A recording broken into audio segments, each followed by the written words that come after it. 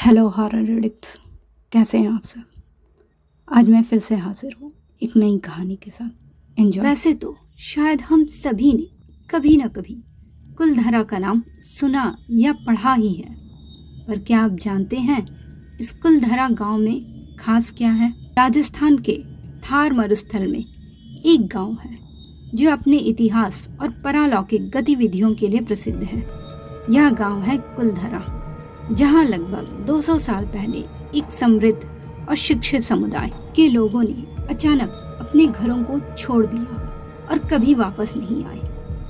लेकिन क्या था वह कारण जो इन लोगों को अपने घरों से भागने पर मजबूर कर दिया। कहा जाता है कुलधरा गांव में एक अभिशाप है जो रात के समय जागृत होता है। लोगों का मानना है कि यह अभिशाप पुराने निवासियों की आत्माएं हैं जो अपने घरों में भटकती है। कुछ लोगों ने तो यह भी दावा किया है कि उन लोगों ने गांव में भूत प्रेत को देखा है, और कुछ ने तो यह भी कहा है कि उन्हें गांव के पुराने निवासियों की आत्माएं दिखाई दी है। इतिहासकारों का कहना है कि लगभग सन 1251 में जैसलमेर से 18 किलोमीटर दूर कुछ किलोमीटर के एरिया में पालीवाल ब्राह्मणों ने इस गांव कुलधरा को बसाया, और वहां 84 गांव के 600 घरों के लोग एक साथ मिलजुल कर रहते थे। पालीवाल जाति के लोग बहुत होनहार, पढ़े लिखे, रईस और बहुत ही मेहनती थे। इन लोगों का दिमाग बहुत तेज था और ये लोग अच्छे वैज्ञानिक माने जाते थे। इन लोगों ने उस जमाने में बहुत ही नई तकनीकों का इजाद किया था। इन्होंने बहुत वैज्ञानिक तरीके से अपने घर बनाए। काफ़ी घर आज भी वहाँ मौजूद हैं और ये अभी भी बिल्कुल नए जैसे लगते हैं। गर्मी में 45 डिग्री के तापमान में भी उन घरों में ठंडी हवा आती है। आपको ये महसूस भी होगा अगर आप उन घरों में जाएंगे तो। पालीवाल लोगों का मुख्य पेशा जानवरों को पालना और खेती करना था। पालीवालों ने ऐसी तकनीक का इजाद किया था कि बारिश का पानी रेत में जमा नहीं होता था, बल्कि ये एक साथ गहराई में जमा हो जाता था, जिसकी वजह से वे वीरान जगह में भी फसल उगाने में कामयाब रहे। कोई आम फसल नहीं, बल्कि बहुत ही अच्छी किस्म की उम्दा फसलें उनके द्वारा उगाई गई। फिर ऐसा क्या हुआ था जिसके कारण ऐसा उन्नत और विकसित गांव एक रात में वीरान हो गया। इसका कारण था जैसलमेर का दीवान सालम सिंह। सालम सिंह बहुत ही क्रूर दीवान था और कुलधरा गांव भी उसी के प्रशासन में आता था। एक बार सालम सिंह कुलधरा गांव का दौरा कर रहा था तो अचानक उसकी नजर वहां के पुजारी की बेटी पर पड़ी। वह उसकी सुंदरता पर रीझ गया और उस लड़की को पाने के लिए उसने बहुत कोशिशें की। अलग अलग तरह की लगान लगाई ताकि पालीवाल ब्राह्मण उसके सामने झुके और वो अपनी मंशा पूरी कर सके। पर पालीवाल ब्राह्मण बहुत ही उन्नत और रईस थे और इस वजह से उसकी चाल कामयाब नहीं हो पाई। आखिरकार उसने कई बार उस लड़की को उठाने की भी कोशिश की, पर इसमें भी वो कामयाब नहीं हो पाया।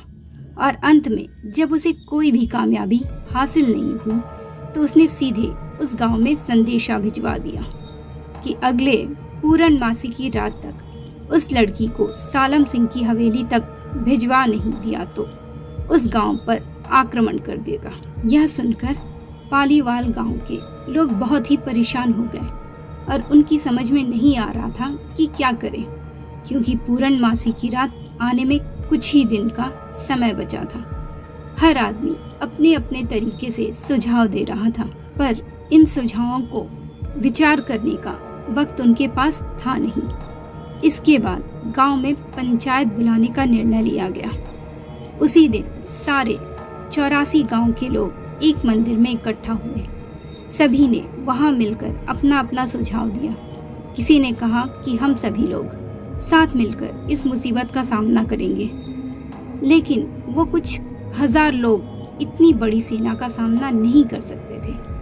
किसी ने कहा कि वो परिवार वहां से चला जाए, पर सालम सिंह के जुल्म के किस्से बहुत ही मशहूर थे अंत में सभी 84 गांव के लोगों ने एक मत से फैसला लिया, वे सभी लोग चुपचाप शांति से इस गांव से चले जाएंगे। उनका कहना था कि हम अपनी इज्जत का सौदा नहीं करेंगे। यही फर्क है उस समय के लोगों में और आज के लोगों में। वे सारे लोग जिस तरह से एक लड़की की इज्जत को बचाने के लिए एक साथ आ गए, यह अपने आप में एक मिसाल है। जब गांव छोड़ने का फैसला हुआ तो उन्हें पता था अगर गांव छोड़ने में थोड़ी सी भी देरी हुई तो यह बात सालम सिंह तक कहीं ना कहीं से पहुंच ही जाएगी। तब उसी रात उन्होंने गांव छोड़ने का फैसला लिया और लोगों से कहा गया था कि सिर्फ ज़रूरी सामान ही अपने साथ लें, और लोग अपने हंसते खेलते गांव को यूं ही छोड़ गए। जहां खाना बन रहा था चूल्हे पे, वो आधा पका खाना वैसा ही पड़ा हुआ था और लोग चले गए थे। घर के दरवाजे खुले के खुले ही थे और लोग चले गए थे। और उन लोगों ने उस गांव को शाप दिया कि आज के बाद यह गांव कभी नहीं बस पाएगा और जो यहाँ बसने की कोशिश करेगा उसका अच्छा नहीं होगा। फिर 2-3 दिन बाद जब पूर्णमासी की रात बीत गई और वो लड़की सालम सिंह के हवेली नहीं पहुंची तो वह अपनी सेना के साथ कुलधरा गांव में पहुंच गया। वहां उसे एक व्यक्ति भी नजर नहीं आया। उसके बाद कई सैनिकों ने वहां बसने की कोशिश की पर वहां कोई नहीं बस पाया। लोगों का मानना है कि गांव में पारलौकिक गतिविधियां होती थी। कई लोगों ने दावा किया कि उन्होंने गांव में भूत प्रेत को देखा है और कुछ ने तो यह भी कहा कि उन्होंने गांव के पुराने लोगों की आत्माएं दिखाई दी है। कुछ लोगों का मानना है कि गांव के पास एक प्राचीन शिव मंदिर है जो अब खंडहर में बदल चुका है। इस मंदिर में एक शिवलिंग है जो अभी भी पूजा के लिए उपयोग में लाया जाता है, लेकिन रात के समय इस मंदिर में अजीब आवाज़ें सुनाई देती हैं जो लोगों को डराती है। कुलधरा गांव की सबसे बड़ी विशेषता यह है कि यहाँ के घरों में अब भी पुराने निवासियों का नाम और पता लिखा हुआ है। यह लगता है जैसे ये लोग कल ही यहाँ से चले गए हों।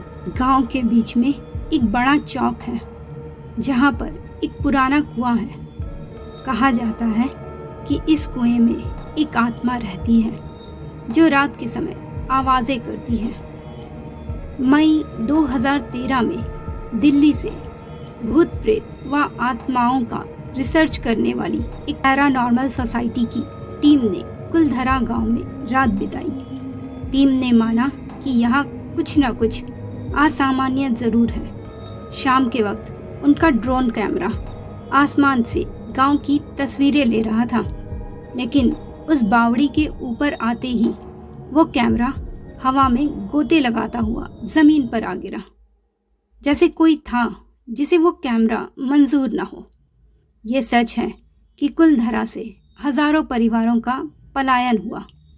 ये भी सच है कि कुलधरा में आज भी राजस्थानी संस्कृति की झलक मिलती है। पैरानॉर्मल सोसाइटी के उपाध्यक्ष अंशुल शर्मा ने बताया था कि हमारे पास एक डिवाइस है जिसका नाम है गोस्ट बॉक्स। इसके माध्यम से हम ऐसी जगहों पर रहने वाली आत्माओं से सवाल पूछते हैं। कुलधरा में भी ऐसा ही किया गया। जहाँ कुछ आवाज़ें आई तो कहीं असामान्य रूप से आत्माओं ने अपने नाम भी बताए। 4 मई 2013 शनिवार की रात्रि को जो टीम कुलधरा गांव गई थी, उनकी गाड़ियों पर बच्चों के हाथ के निशान मिले। टीम के सदस्य जब कुलधरा गांव में घूमकर वापस लौटे तो उनकी गाड़ियों के कांच पर बच्चों के पंजे के निशान भी दिखाई दिए। इतिहासकारों के मुताबिक पालीवाल ब्राह्मणों ने अपनी संपत्ति, जिसमें भारी मात्रा में सोना, चांदी और हीरे जवाहरात थे, उसे जमीन के अंदर दबा रखा था।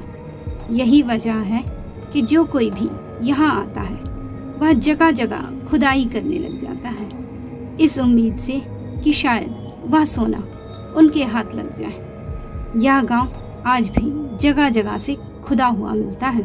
तो मित्रों, कैसी लगी ये इन्फॉर्मेशन? अगर आपका भी कुलधारा से रिलेटेड कोई हॉन्टिंग, गोस्टली एक्सपीरियंस है तो कमेंट बॉक्स में ज़रूर शेयर कीजिएगा और मेरे चैनल को सब्सक्राइब करना बिल्कुल मत भूलिएगा।